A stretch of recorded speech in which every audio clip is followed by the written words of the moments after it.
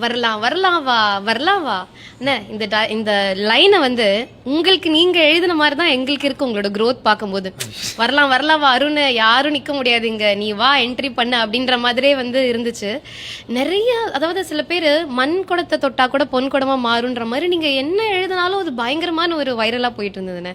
இந்த லிரிசிஸ்ட் அப்படிங்கிற அந்த ஒரு உள்ள இருந்து அது எப்போ வந்தது முதல்ல இந்த மாதிரி லைன் எழுதுறது, நீங்களே அதை கான்ஃபிடென்ட்டா படிக்கிறது அதெல்லாம்? அது ஒரு கதை இருக்கு. சொல்லுங்களேன் தெரிஞ்சுக்கிறேன். ஆக்சுவலி எல்லா லிரிசிஸ்ட்டுக்கு பின்னாடியும் அந்த கதை இருக்கும். அதனால லிரிசிஸ்டாக இருக்கிறவங்க பார்க்குறவங்களுக்கு அது புரியும்.